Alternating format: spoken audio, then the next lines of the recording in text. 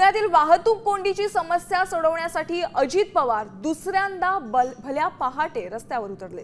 पहाटे IT park Hinjawadi परिसराचा आढावा घेतला आणि यावेळी अजित पवारांनी आपलं वाटोळं झालंय, हिंजवडीचं सगळं आयटी पार्क बाहेर चाललंय असं म्हणणाऱ्या अजित पवारांनी एका सरपंचाला खडेबोल सुनावले।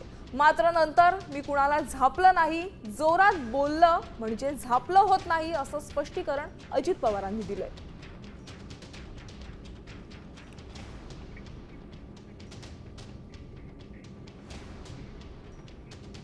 वासुदेव साहेब, आम्ही धरणं करताना मंदिर जातात, धरणं करताना मंदिर जातात,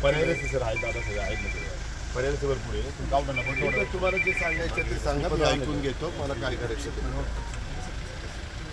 काय सगळं आपलं वाटोळं झालं, आपली हिंजवडीची सगळे आयटी पार्क चाललं बाहेर, तुमच्या माझ्या पुण्यातनं महाराष्ट्रातनं बाहेर काही तुम्हाला पडलेलं नाही।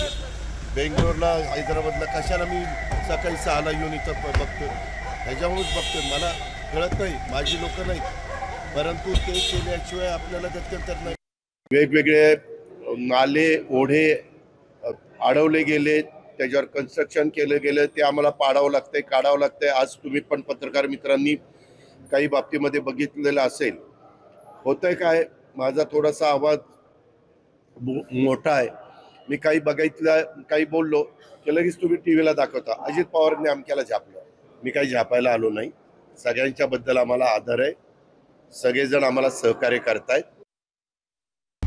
आता isakal.com आहे देशातील नंबर 1 ची मराठी न्यूज वेबसाईट। प्रत्येक अपडेटसाठी isakal.com ला नक्की भेट द्या।